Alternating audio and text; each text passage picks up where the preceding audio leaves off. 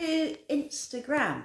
So this is going to be a really special live video because today I'm going to be joined with someone called Omid. Um, he's going to share all about his very special and inspiring Ielts video. And we're going to get into join together now, and we're going to talk about Ielts because it's such a challenging exam for so many people. And so we really want to help and give you guys some help with your IELTS journey. So hi Omid, you need to request to join this live video.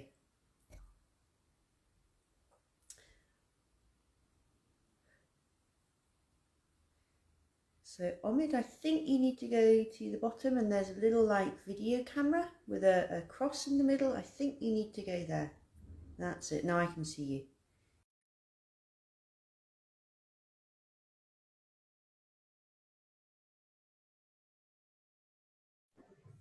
Hey. Hello, Perfect. Sarah. How are Yeah, you? that's it. Great. And now I hear you and I see you. Awesome. Uh, How are you doing? I'm doing fine, thank you. Uh, Good. I apologize because this is the first time I'm on any live ever, so if there is That's any okay. inconvenience. Um, No. That's okay. That's okay. so, how are you? Um, How's I'm life? okay. Life is okay. It's summertime in England. Uh, and the noise in the background of my room is the air conditioner because here it's so hot. So you know, I do Um, not have the privilege of having that beautiful weather like in the yeah, Philippines. I'm looking out of my window, Omid, and I'm thinking, not so beautiful. Really Why? not so beautiful. It's Why not? windy. It's cold. So tell everybody where you are, Omid. So I'm in the UK. Yeah, Whereabouts are you? I'm in Iran, in the south of Iran, the province called Bushehr. So it's basically close to um, Persian Gulf. Some people call it Arabic Gulf. Anyways, it's there, hot and humid. Oh, hot and Humid, humid. humid. Okay, so before we start talking about your particular IELTS journey, I think that we should make it really clear that you are not actually my student. So I did not help you through IELTS. We've actually met quite recently on Instagram, I think, and we just Yes. started chatting and we decided to come together to make a few videos about IELTS, really. Although I haven't been your student, but I wish I was. Being your student uh, Thank you. is a really honor for me, or I think for anyone else here or there, Well, it's because you're also an such honor a for you. Sorry, carry on. come on, I'm I listening. think we've got a little bit of a delay here, Omid, as well. No, It's I okay? think yeah, it's okay. I'm listening. Yeah, continue, please. All right. So, IELTS then. Yes. IELTS is it's a monster, I think. I think it's a monster of an exam, and I've actually worked with native speakers, native English speakers, who had to take IELTS for immigration to Australia. Mm-hmm. They didn't get a 7, which was Oh, what they needed. So, as an English native speaker, the person I was working with was not able to get a 7 in oh, parts of the exam. So it's a really tough exam. Um, so what for interesting. I you? didn't know that. Sorry to interrupt you. I didn't know that native speakers have also um, um, required to be um, taken any IELTS exam. Mm, It's interesting. It's the first mm. time I ever heard of that. for immigration to some countries, they have, for some reason, they have to do IELTS. I don't know Yeah, why, but they do. And yeah, this guy, he couldn't get the score he needed. It was interesting. very strange. Interesting. So for Yeah, you, then, what was the reason you decided to work for IELTS? What inspired you to take that step yeah. on that journey? You know, most people do IELTS. I mean, start studying for IELTS, mostly for immigration. But for me, I had a couple of good friends, and being good friends would help you become a better person. Bad friends would become you, I mean, would cause you or anyone else to be a bad person, or But for me, hopefully and thankfully, those friends were good friends, and they uh, led me to this path of IELTS. And since then, it became my thing, you know. And basically, I started when it was 4 years ago when I first heard about IELTS.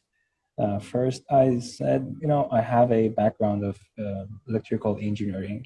I had studied electrical engineering for 4 years before. After my graduation, when I first heard about IELTS, I thought, oh, that's something like other exams. I will do it in 3 months. But that 3 months happened to become 4 years. And gradually, it wasn't, I was not that severe, and I did not insist to gain an IELTS score at the beginning. It was just a fun, something for fun, but eventually it became bigger and bigger and became a goal and changed my path. And now I'm uh, basically totally shifted to this area of English language Mm, learning and teaching. mm, interesting. So for you, that journey, the kind of IELTS journey was 4 years, which is an incredibly long time. Yes, and this journey took so long because I did not have any teachers. Uh, I could not work with teachers for personal reasons. So I started doing it myself. Of course, there are lots of mm, good teachers around, but I chose to do that on my own. And it was a process of trial and error. And so, yeah, I believe it took so long because I had no teacher, and when I started, I was zero. I had nothing about English.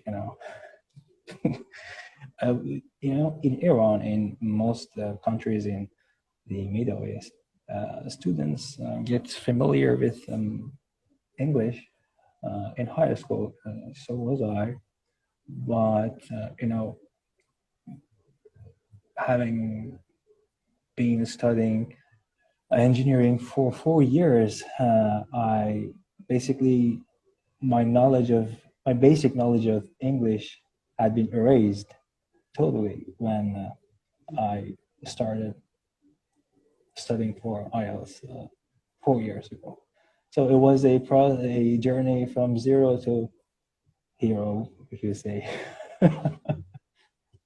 Zero to hero. I don't consider So myself a hero, but kind of. an It's IELTS an hero. idiom.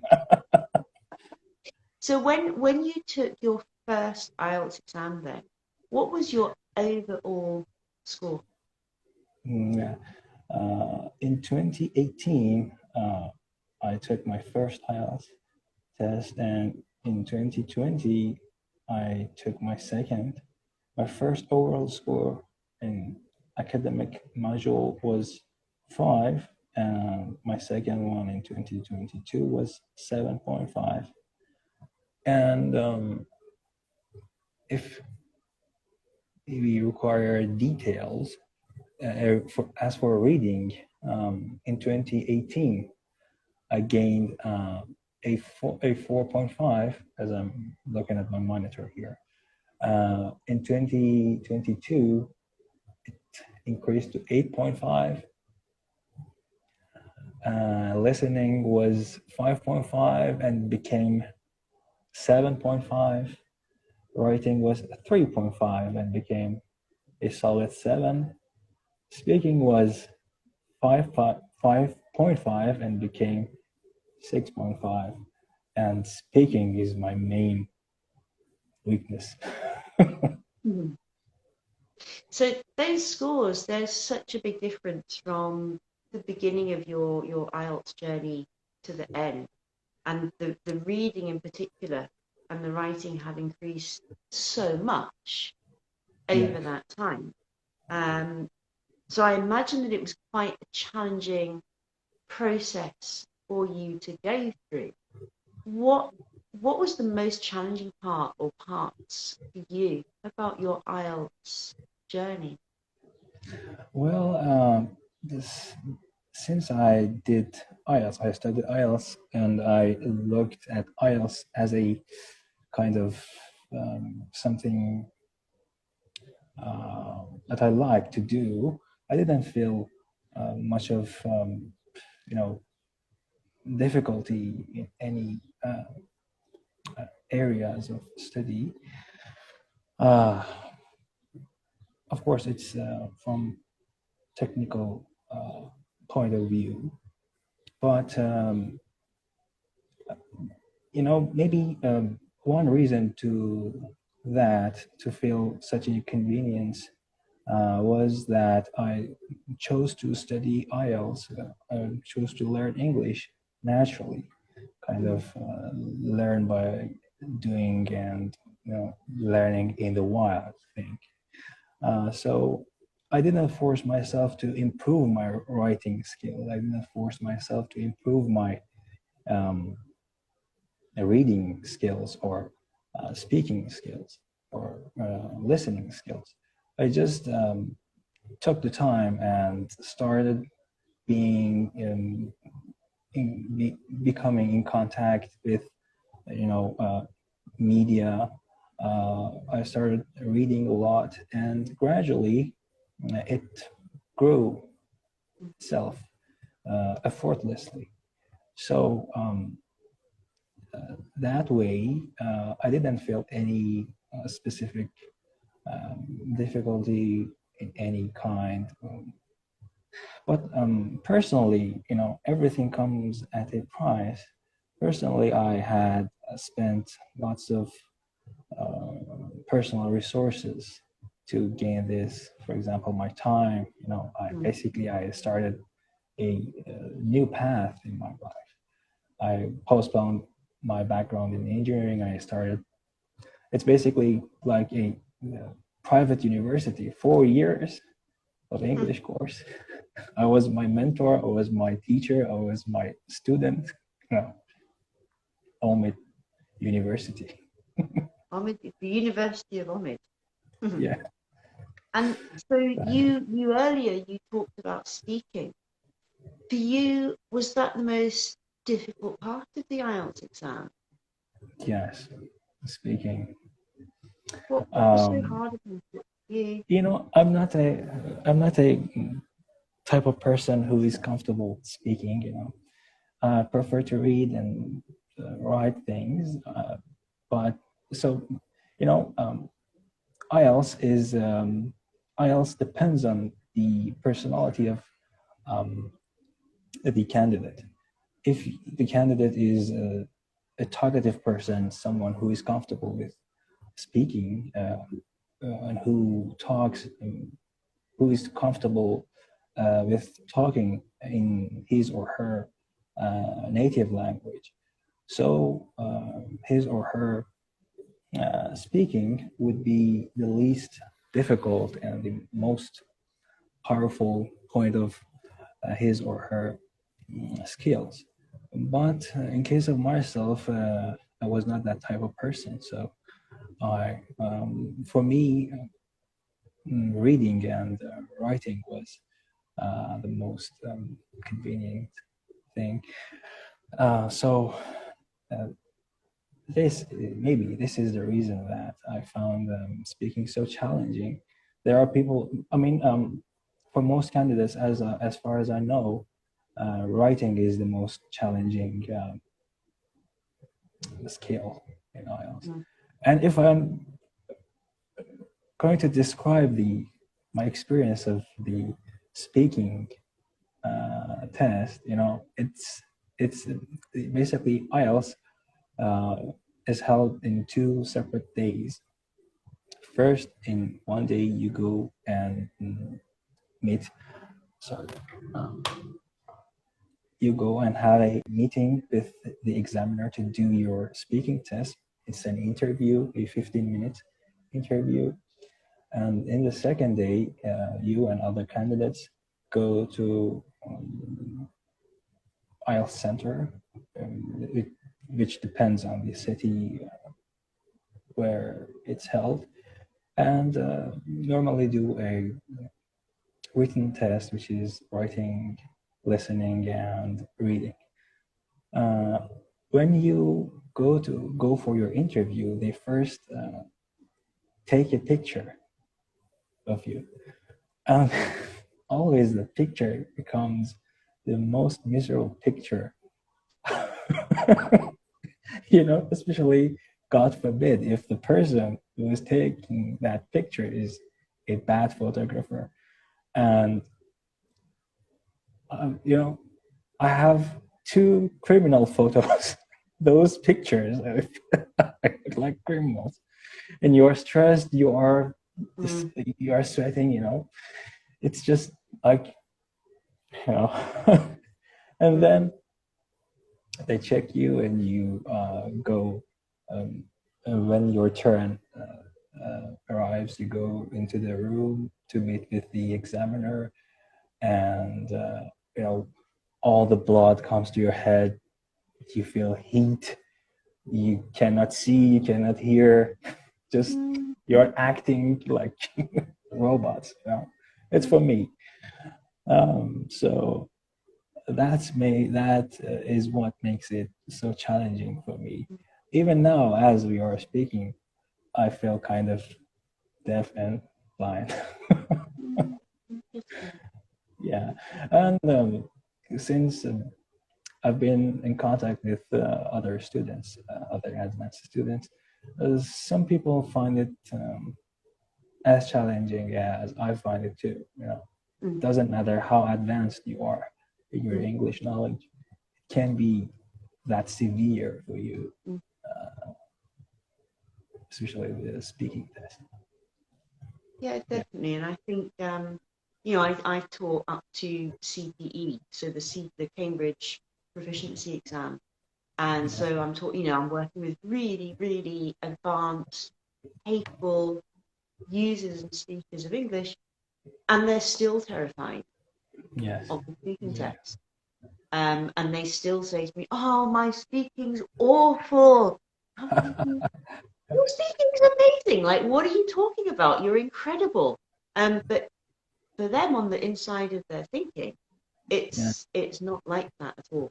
So I think to do the speaking exam first is very difficult. I think in this country it's different. I don't think they do the speaking exam first, certainly not with the Cambridge exams.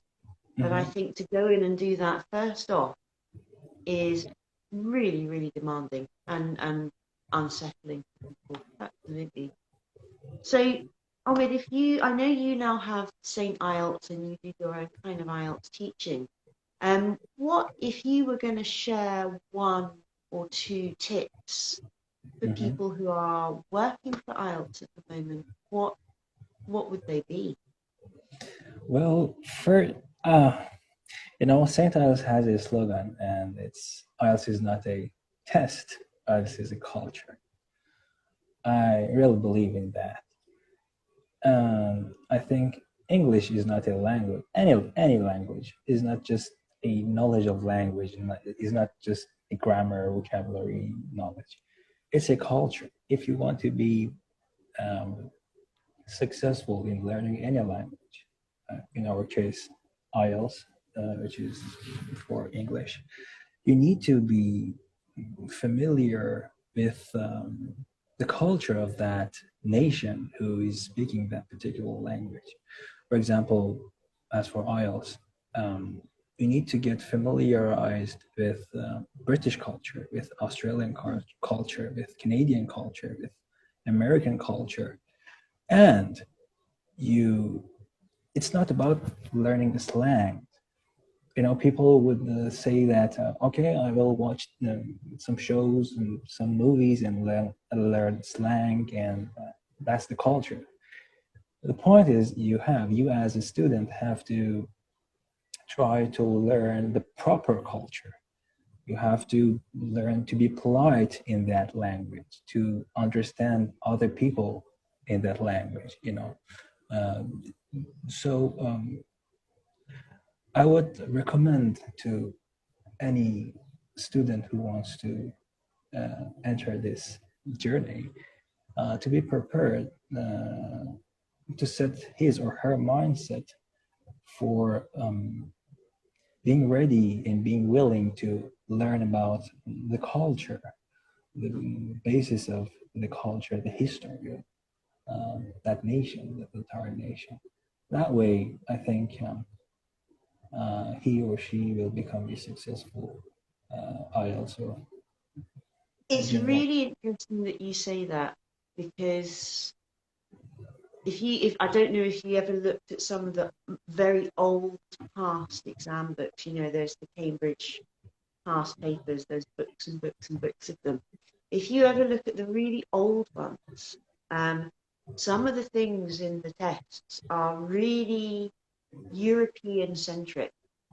And Yeah, actually, there are questions in those older tests that yeah, someone from China, Japan, Iran, Saudi Arabia, Mozambique would really struggle to answer, because the questions are about that kind of European westernized culture.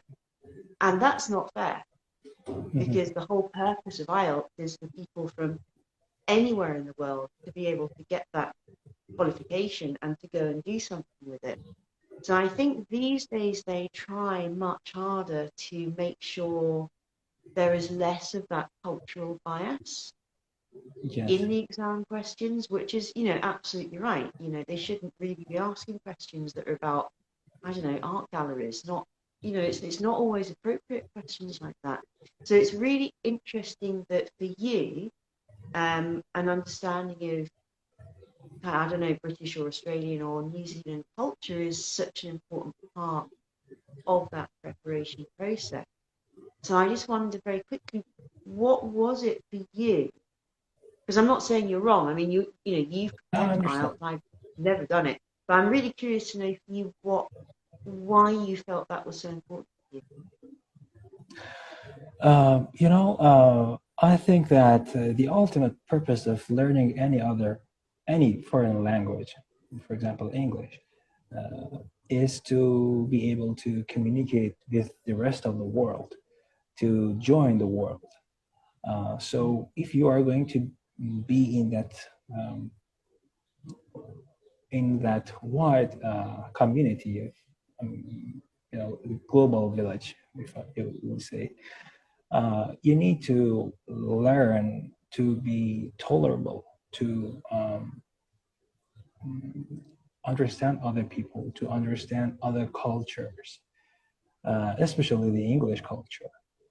And because at the end of the day, you learn English to either immigrate, study, do business, uh, to be in contact with other people, whether he or she is a Japanese, or he or she is a German person, or English person, British person, Australian person.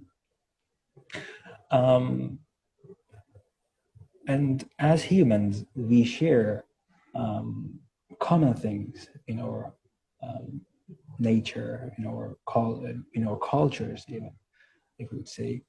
And I think these days IELTS is trying to emphasize that shared part of Mm. cultures these days. For example, issues such as equity between men and women, mm, economy, general political issues, hunger, things like that, things that concerns um, all the people in the world, as the United Nation is based on. So I find it necessary for students to learn that sort of culture. And if I want to add that, for example, imagine some country like Australia. It's formed based on immigration. People from around the world, from of different cultures, have gathered together and formed that country, that society. So, and they are speaking English. So that English somehow has become the language of the world, the common language of cultures. So when I say people would need to learn about the Australian culture, they are basically going to learn about all the cultures in the world, about China, about Iran, about Saudi Arabia, about Europe, America, Britain. Mm. That's it. Yeah. That's a really interesting take on it, definitely. It's honestly, as an IELTS teacher, it's not one I had ever really, I guess, considered. Perhaps in a way of that I might teach someone how to answer a question or how to stop talking. So, for example, I've got a lovely Russian student, and she told me that in Russia they talk. It takes a really long time to get to Uh-huh. the point. And Yeah. so she does it in English, and it doesn't work in English, but because in Yes. English we want to get to the point. So I Yes. guess in that sense, there has to be an understanding of cultural conventions, because in IELTS Part 1, you cannot sit there and talk. They want a really short, really direct response to the question so they can get on to the next question. So yeah, Exactly. definitely in that sense, it's interesting to consider that for sure. So, Omid, we have been kind of planning this little video for quite a while, Yes. and we have been talking about making a series of live videos all about IELTS and just talking about IELTS. Exactly. Um, so, what were we thinking of doing next time we meet?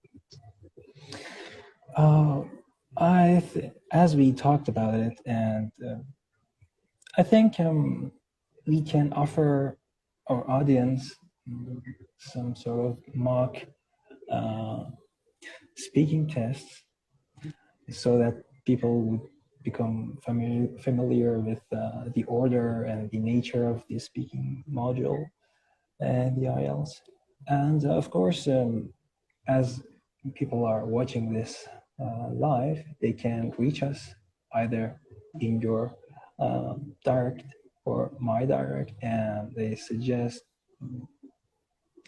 if there is any special idea, any special need that we could cover. So for now, as you and I talked about, we concluded that we can, for now, offer a regular, maybe weekly or one or every 2 weeks or monthly live videos and show people how it works, a listening Hmm, test. absolutely. I think it's a really good idea. So the next time that we meet them, we're going to do a kind of speaking mock. So I'm going to be the examiner. Ha. Sure. Uh, and you can be the candidate. But absolutely, anyone who's watching this who is working through that IELTS exam, any questions, any problems, any challenges that you've got with your IELTS preparation, leave us a comment. And if it's something that we can put into a live video, we will absolutely take that on board. One thing I would say, though, is that if you want us to talk about something in a video, the more specific you can be, the better. If you say something like, listening, that's not really very helpful, because the listening exam is too long and too complicated for us to really talk about all of it Yeah, in one go. But if you say something like, matching headings, I can't do it, then we've got something that we can help you with, or recognizing synonyms, or timing yourself, or study planning, study habits, anything like exactly. that. We're very happy to help you guys and make you a live video. Exactly. Exactly. And if I don't know if we have any time remain or not. How much time we I have no idea what the time is now. I'm guessing that we've been talking for about 30 minutes with the uh, against. And I since don't know. since I announced this live on my page, people reached out and asked questions um, about stress management in speaking. And since it's your main area of specialty, I thought that would be a good idea to share their concerns with you. And if you have any suggestions for um, students here who are listening to or watching this live, what would be your suggestion? Okay. So that's a topic that we could actually cover in a video, but just some very, very quick tips for people. The way that I keep myself calm. So actually, I get a little bit nervous before I do an Instagram live too. Less nervous than before, but because it's live, Yeah. I do still get a bit like, people are going to watch me. So usually what I do before I make the live video is I make sure that I've got about 3 or 4 or 5 minutes that I can sit down and do a very, very, very short breathing meditation. So you don't need to be a Buddhist in order to take advantage of mindfulness and mindful practice. And all it really is just focusing on your breath. You don't have to do anything special or clever or technical. It's just when we can focus on our breath, we automatically start to calm down. And if you want to take that one step further, a really great thing to do if you're feeling really anxious is to breathe out for just slightly longer than you breathe in. So let's say Mhm. you breathe in for 2, breathe out for 3. And as soon as you do that, you are tricking your parasympathetic nervous system into believing there is no more danger. So that out breath longer than the in breath will physically make your body think you are no longer in danger. So Mhm. that's one thing I would do, and I think you can do that at any stage of the IELTS exam. You can do it before the speaking, you can do it in the listening, in the reading, in the writing. Whenever you start to feel that panic, just stop and take 2 or 3 breaths and ground yourself and keep going. And one more thing, Britta, I've seen your question, I'll get to it in a minute.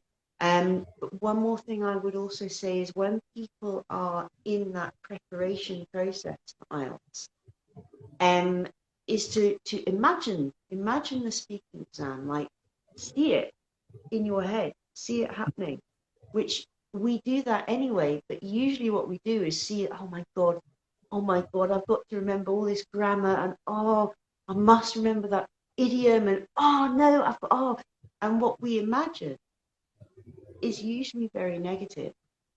But Yeah. if you can take 5 minutes every day to imagine that speaking exam, but imagine the confidence and the actual enjoyment of speaking to someone. You know, the IELTS examiners, they're not monsters, they're people. And Yeah. generally, they want you to do well, they want to help you. They're not there to, in IELTS, they don't do negative marking, they actually do positive marking. So they are there really to help you. And if you can start to train your thinking to imagine that positive experience, that can be a really, really helpful for you. And Britta, I'm just looking at your question. What's the difference between the IELTS general training and the IELTS general training for UK visas and immigration? Ha, that's a great question. I've only taught the immigration IELTS once, and it's a completely different exam. So most people, like Omid, they do the academic one to go to university. Some people who are emigrating to English-speaking countries, they basically do the general training, which is the same, but the writing paper is different. And there's another difference as well, but I don't teach it, so I'm not really that up on it. The But there's reading another is one, different too. the reading is different.